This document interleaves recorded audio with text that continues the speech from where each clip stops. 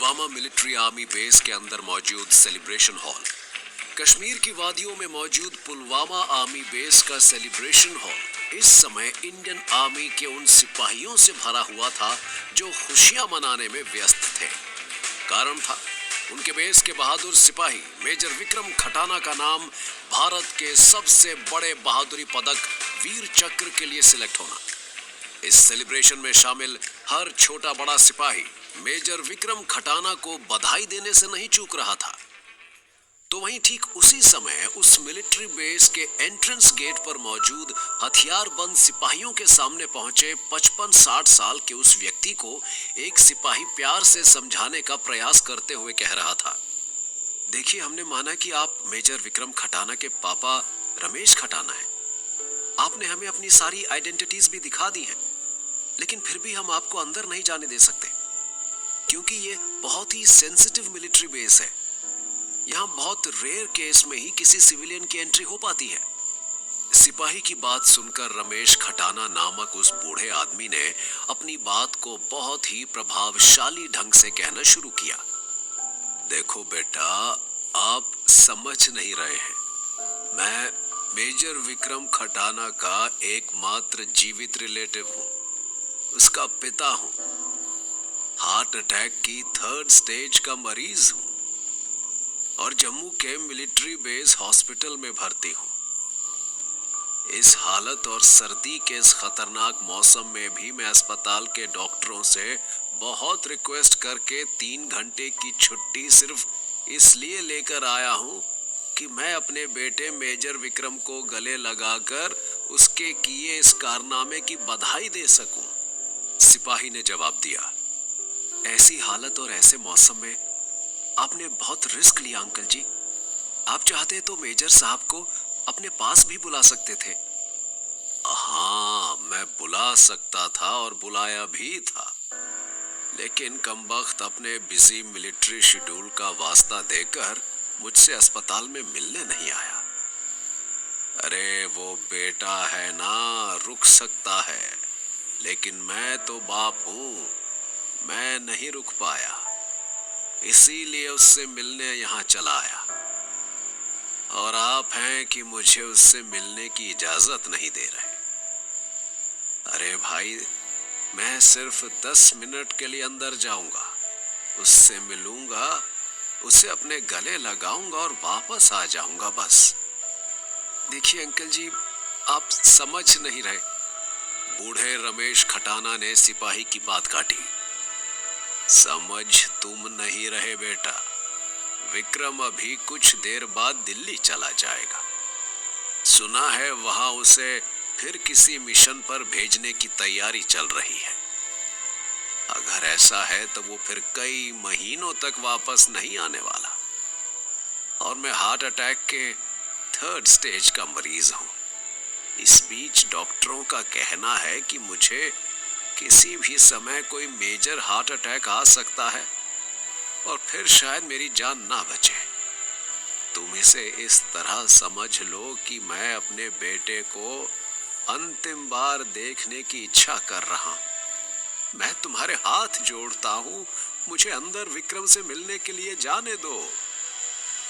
लेकिन देखो बेटा, कोई लेकिन वेकिन नहीं। अभी तुमने कहा कि रेयर केस में ही कोई सिविलियन इस मिलिट्री बेस में एंटर हो सकता है। अब बताओ, मुझसे बड़ा रेयर केस और क्या होगा? मेरी प्रॉब्लम रेयर नहीं, रेयरेस्ट है। ये कहते कहते रमेश खटाना की आंखों में आंसू भर आए। एक मेजर के पिता की आंखों में आए आंसुओं ने उस सिपाही को ये कहने के लिए विवश कर दिया, आप रोइए नहीं अंकल जी, रुकिए, मैं अंदर बात करता हूँ।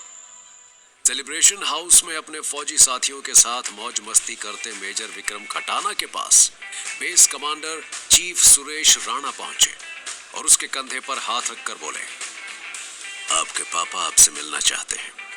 वे बेस के एंट्रेंस गेट पर खड़े हैं। ये सुनकर मेजर विक्रम खटाना चौंक पड़े। ओह माय गॉड, आखिर पापा ने अपनी जिद पूरी कर ही ली। जम्मू मिलिट्री बेस हॉस्पिटल के अस्पताल से उन्होंने मुझे फोन किया था। उन्होंने कहा था कि अगर मैं उनसे मिलने अस्पताल नहीं पहुंचा तो वे स्वयं मुझसे मिलने यहाँ बेस पर आ जाएंगे।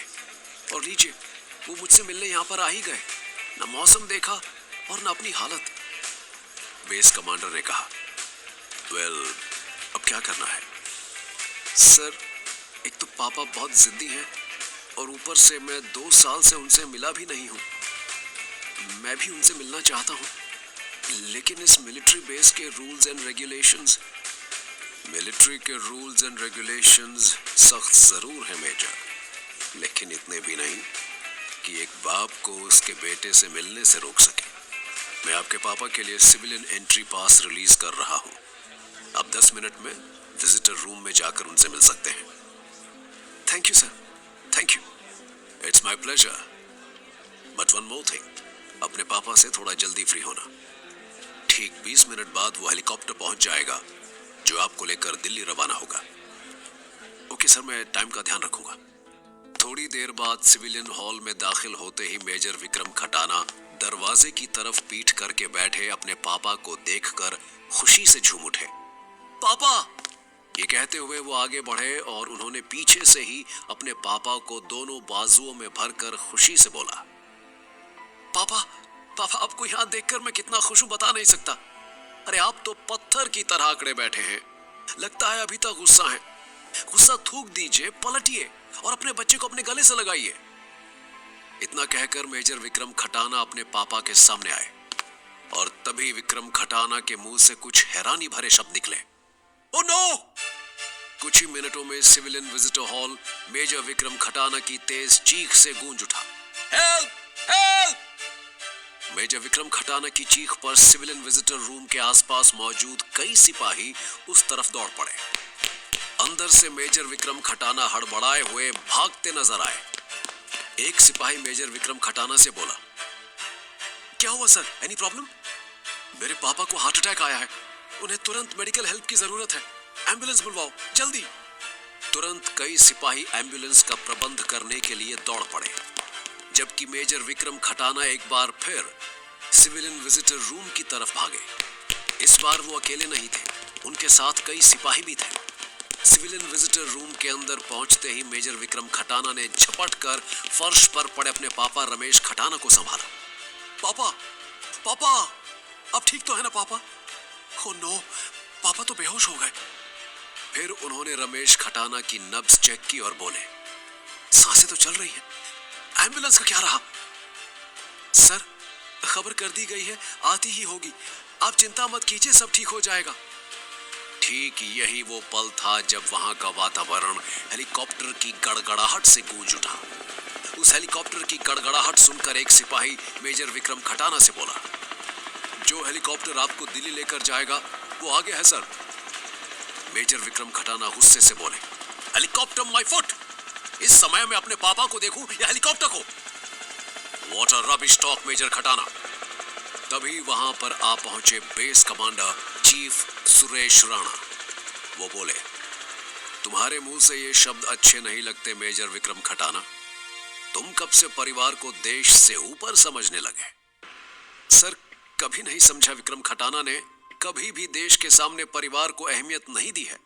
आप जानते ही हैं सर, मैंने अपने परिवार के सभी सदस्यों को हंसते हंसते देश पर कुर्बान किया है। सारी दुनिया जानती है कि जब एक सीक्रेट फाइल हासिल करने के लिए देश के दुश्मनों ने मेरे परिवार के लोगों की जान का सौदा किया था, तो मैंने अपने परिवार को खो जाने दिया, लेकिन उस सीक्रेट फाइल को बचा लिया। आज जानते हैं, सब जानते हैं और ये भी जानते हैं कि परिवार के सदस्य के नाम पर अब सिर्फ तुम्हारे पापा ही जिंदा बचे हैं। यस सर, लेकिन इस हालत में ये कब तक जिंदा बचेंगे? ऐसे में शायद पापा को मेरी बहुत जरूरत होगी। इसीलिए मैं पापा को छोड़कर नहीं जाना चाहता सर। तुम्हारे पापा को कुछ नहीं होगा, इसकी गारंटी हम लेते हैं। हमने यहाँ पहुंचने से पहले एयर एम्बुलेंस का इंतजाम कर दिया था और उसकी मदद से तुम्हारे पापा को जल्द ही जम्मू बेस हॉस्पिटल के डॉक्टरों के हाथों में सुरक्षित पहुंचा दिया जाएगा। बट सर, अपने पापा की हालत के बारे में ज्यादा मत सोचो मेजर। तुम यहाँ नहीं भी रहोगे तब भी तुम्हारे पापा डॉक्टरों के हाथों में सेफ रहेंगे, लेकिन अगर तुम दिल्ली नहीं पहुंचे तो देश सुरक्षित नहीं रहेगा। मेजर विक्रम खटाना ने एक नजर बेहोश पड़े अपने पापा पर डाली और दूसरी उस हेलीकॉप्टर पर जो उसे दिल्ली ले जाने के लिए आया था। ठीक तभी एयर एम्बुलेंस की आवाज भी वहां गूंजने लगी, जिसे सुनकर base commander chief Suresh Rana जल्दी से बोले, तुरंत फैसला लो मेजर, यहाँ पर एक ही हेलीपैड है, तुम्हें लेकर यह हेलीकॉप्टर यहाँ से उड़ेगा, तभी एयर एम्बुलेंस वाला हेलीकॉप्टर यहाँ लैंड करेगा। Quick quick. सब कुछ इतनी तेजी से हो रहा था कि किसी के पास भी सोचने का ज्यादा समय नहीं था। मेजर विक्रम खटाना ने भी सोचने में ज्यादा वक्त खराब नहीं किया। एक पल बाद ही वो उस हेलीकॉप्टर की तरफ दौड़ पड़े जो उन्हें लेने के लिए आया था। मेजर विक्रम खटाना के हेलीकॉप्टर में सवार होते ही हेलीकॉप्टर ने उड़ना शुरू कर दिया। उसी के साथ base commander chief Suresh Rana और दूसरे सिपाही एयर एम्बुलेंस को लैंड करवाने में व्यस्त हो गए और इसी व्यस्तता के कारण कोई भी हेलीकॉप्टर में सवार मेजर विक्रम खटाना के चेहरे पर आती उस कुटिल मुस्कान को न देख सका जो किसी के चेहरे पर तभी आती है जब उसकी सोची हुई शैतानी योजना अचानक सफल हो जाती है।